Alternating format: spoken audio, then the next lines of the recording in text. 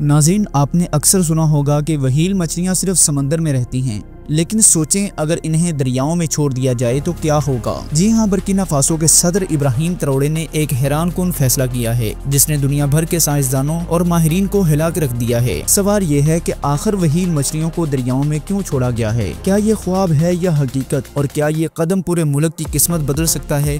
आज की इस खास वीडियो में हम आपको दिखाएंगे वो अनोखा मनसूबा जिसने पूरी दुनिया को चौंका दिया है। तो आइए वीडियो को स्टार्ट करते हैं। नाज़रीन, आज की वीडियो में हम आपको एक ऐसे फैसले के बारे में बताने जा रहे हैं जिसने दुनिया के माहिरीन, साइंसदानों और आम आवाम को हैरान कर दिया है। ये फैसला बुर्किना फासो के सदर इब्राहिम ट्राओरे ने किया है। उन्होंने ऐलान किया है कि मुल्क के दरियाओं में व्हेल मछलियां छोड़ी जाएंगी। अब आप सोच रहे होंगे कि व्हेल मछलियां तो समुद्रों में रहती हैं, फिर ये दरियाओं में क्यों हैं? यही वो बात है जो इस मंसूबे को सबसे मुनफरद और सबसे हैरानकुन बनाती है। तो दोस्तों, बुर्किना फासो के दरियाओं की हालत पिछले कई वर्षों से खराब हो रही थी। कभी ये दरिया गाँव के लोगों की जिंदगी थे, लेकिन अब इनका पानी सुकड़ रहा था और बहाव कमजोर होता जा रहा था। छोटी मछलियां कम होने लगी, पानी की आलूदगी बढ़ गई और जगह जगह दलदली कैफियत पैदा होने लगी। इसकी वजह बड़ी ये थी कि दरियाओं के किनारों पर दरख्त कटते गए, बारिशें कम हुई और मौसमी तब्दीली ने पूरे निजाम को हिला के रख दिया। माहीगीर जो दिन रात इन्हीं दरियाओं से रोजी कमाते थे, वो सबसे ज्यादा मुतासर हुए। पहले हर हाल में दर्जनों मछलियां आ जाती थी, लेकिन अब वही जाल खाली वापस आने लगे। गाँव के लोग जो मछलियों पर गुजारा करते थे, इन्हें न सिर्फ रोजगार का मसला हुआ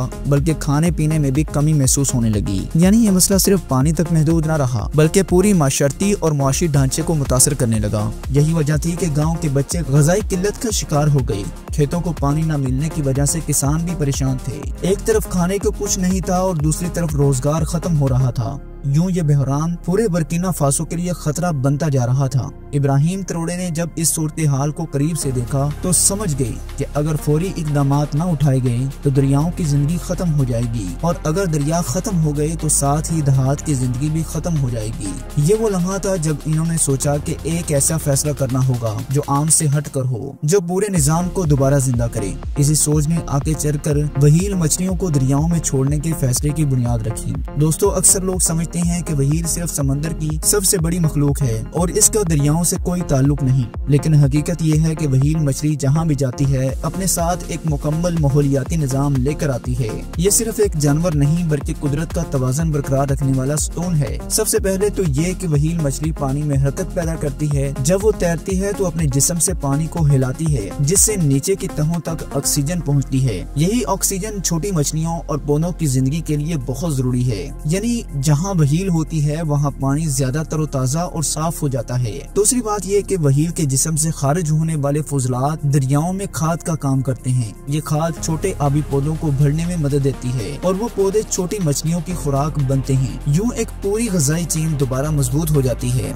जब छोटी मछलियाँ बढ़ती हैं तो इन पर गुजारा करने वाली बड़ी मछलियाँ भी वापस आ जाती हैं और फिर यही सिलसिला आगे चलकर माहीगीरों की जिंदगी आसान बनाता है। तीसरी बात यह कि व्हेल मछली की मौजूदगी दरिया के पानी को एक नए तवाज़ुन में ले आती है। पानी की सतह पर परिंदे आते हैं, किनारों पर जंगली जानवर आते हैं और यूं पूरा माहौलियाती निजाम दोबारा जिंदा हो जाता है। लेकिन इब्राहिम ट्राओरे के लिए सबसे बड़ा चैलेंज यही था कि इतनी बड़ी मखलूक को दरियाओं में लाना आखिर कैसे मुमकिन होगा, क्योंकि व्हेल मछली कोई आम जानवर नहीं। इसका वजन कई टन होता है, लंबाई दर्जनों फीट तक होती है और इसे एक जगह से दूसरी जगह मुंतकिल करना किसी आम ट्रक या कंटेनर की बस की बात नहीं। यही वजह थी कि ये मनसूबा सुनकर बहुत से लोगों ने कहा कि ये सिर्फ एक ख्वाब है, हकीकत में ऐसा होना नामुमकिन है। लेकिन इब्राहिम ट्राओरे के नजदीक नामुमकिन जैसा कोई लफ्ज नहीं था। सबसे पहले जदीद टेक्नोलॉजी का सहारा लिया गया। खास कंटेनर्स तैयार किए गए जिनमें व्हेल को महफूज तरीके से रखा जा सके। ये कंटेनर्स बड़े ट्रकों पर लाद दिए गए और रास्ते में पानी का दर्जा, हरारत और ऑक्सीजन का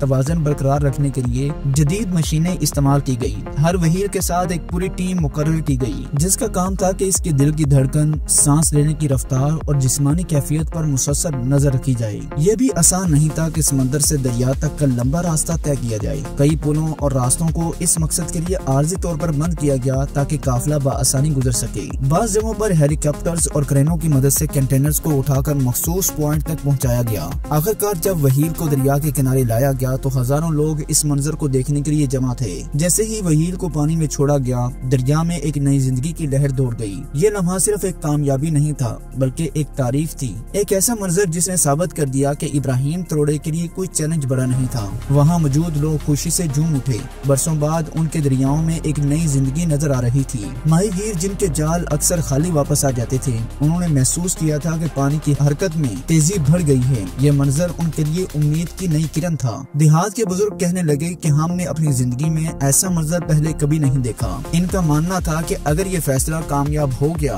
तो आने वाली नस्लों को भूख और गुर्बत से निजात मिल जाएगी। बच्चे जो पहले कमजोर और ग़िज़ाई किल्लत का शिकार थे, अब उनके वालिदैन को यकीन था कि मछलियों की अफजाइश से खाने पीने की चीजों में बेहतरी आ जाएगी। यानी ये मनसूबा सिर्फ माहीगीरों या किसानों के लिए नहीं, बल्कि हर गाँव हर घराने के लिए एक खुशखबरी था। इब्राहिम तरोड़े का ये कदम असल में एक वादा बन गया कि वो अपने मुल्क के लोगों को तनहा नहीं छोड़ेंगे। उन्होंने दिखा दिया कि अगर हुकूमत अवाम के साथ खड़ी हो तो सबसे बड़ा मसला भी हल हो सकता है। वहील मछलियों की आमद ने न सिर्फ दरिया को जिंदा किया, बल्कि दिलों में भी एतमाद पैदा किया। लोग ये कहने लगे कि हमारा असल सदर सिर्फ बातें नहीं करता, बल्कि करके दिखाता है। लेकिन ये तमाम मुकामी लोगों की खुशी थी। असल सवाल ये है कि इस फैसले ने माहौल पर क्या असर डाला। तो दोस्तों, जैसे ही वहील मछलियाँ दरिया में छोड़ी गयी, पानी के अंदर एक नई हरकत पैदा हो गई। पहले जो पानी साकन और भारी सा लगता था, अब वो तरोताजा और तेज बहाव वाला महसूस होने लगा। वहील की हरकत से पानी की तहों में ऑक्सीजन फैलने लगी और यही ऑक्सीजन छोटी मछलियों और आबी पौधों के लिए जिंदगी का सामान बनी। चंद ही महीनों में दरियाओं के किनारों पर दोबारा सब्जा उगने लगा। जहाँ पहले खुश्क मिट्टी और बंजर जमीन थी, वहाँ घास और पौधे नमूदार होने लगे। परिंदे जो अरसे से गायब हो गए थे, दोबारा वापस आ गए थे। सफेद बग्गे, बख्ते और दूसरे आबी परिंदे एक बार फिर दरियाओं पर मंडलाने लगे थे।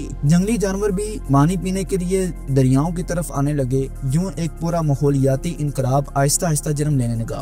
वहील मछलियों की मौजूदगी ने सिर्फ पानी के अंदर जिंदगी को नहीं जगाया, बल्कि इर्द गिर्द के इलाके को भी फायदा पहुंचाया। किसानों ने बताया कि दरियाओं के पानी में ताजगी आने की वजह से खेतों को बेहतर पानी मिलने लगा है। इससे फसलें मजबूत हुई और जमीन पहले से ज्यादा जरखेज हो गई। यानी ये मनसूबा सिर्फ दरियाओं को नहीं, बल्कि खेतों को भी जिंदा कर रहा था। ये सब देखकर माहिरीन ने कहा कि इब्राहिम तरोड़े ने दुनिया को एक नया मॉडल दिया है। ये सिर्फ माहौल को बचाने की बात नहीं, बल्कि जमीन, पानी और जानदारों के रिश्तों को दोबारा जिंदा करने की मिसाल है। नाज़रीन, जब यह खबर दुनिया भर के मीडिया तक पहुंची, इब्राहिम तरोड़े ने दरियाओं में वहील मछलियां छोड़ने का फैसला किया है, तो हर तरफ हैरत की लहर दौड़ गई। बड़े बड़े बैनुल अक़वामी चैनल ने इसे ब्रेकिंग न्यूज के तौर पर दिखाया। सोशल मीडिया पर ये मनाजर वायरल हो गए, जहाँ हजारों लोग वहील मछलियों को दरियाओं में छोड़ते देखकर दाद दे रहे थे। कुछ लोगों ने कहा कि ये पागलपन है, लेकिन ज्यादातर माहिरीन इसे एक जबरदस्त साइंसी कदम इकरार दे रहे हैं। अफ्रीका के दूसरे ममालिक के लीडर ने भी इस फैसले को सराहा। उन्होंने कहा कि अगर बर्किना फासो जैसा छोटा और महदूद वसाइल वाला मुल्क ऐसा कदम उठा सकता है, तो बाकी ममालिक को भी अपने माहौल को बचाने के लिए अमली इकदाम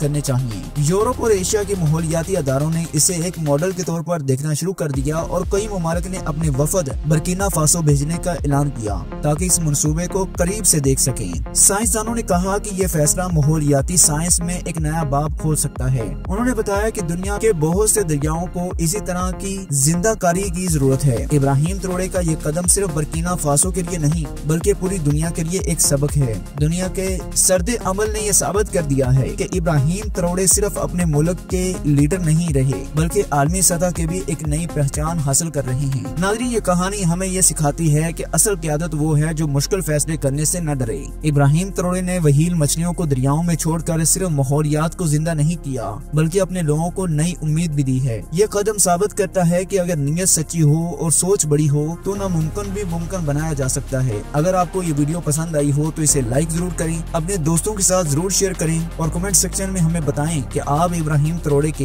इस हैरानकुन मंसूबे के बारे में क्या सोचते हैं। नाज़रीन, एक बात तो तय है, ये कहानी हमें ये पैगाम देती है कि अगर हौसला बड़ा हो तो समंदर की सबसे बड़ी मखलूक को भी दरिया का साथी बनाया जा सकता है। इब्राहिम तरोड़े ने सिर्फ एक फैसला नहीं किया, बल्कि अपनी कौम को ये दिखाया है कि उम्मीद हमेशा जिंदा रहती है। जहाँ कभी खाली जाल और साकत पानी था, आज वहाँ जिंदगी की रवानी है। ये लम्हा सिर्फ बर्किना फासो के लिए नहीं, बल्कि पूरी इंसानियत के लिए सबक है कि मुश्किलात चाहे कितनी ही बड़ी क्यों ना हो, अज़म और हिम्मत से इनका हल निकाला जा सकता है। दोस्तों, अगर आप चाहते हैं कि ऐसे फैसले दुनिया के दूसरे ममालिक में भी देखने को मिलें, तो इस वीडियो को ज्यादा से ज्यादा शेयर करें, ताकि ये पैगाम हर दिल तक पहुंचे। और याद रखें, आपकी एक सब्सक्रिप्शन हमें ताकत देती है। आप चैनल को जरूर सब्सक्राइब किया कीजिए। अल्लाह हम सब का हामी नासर हो। अस्सलाम वालेकुम व रहमतुल्लाहि व बरकातुहू।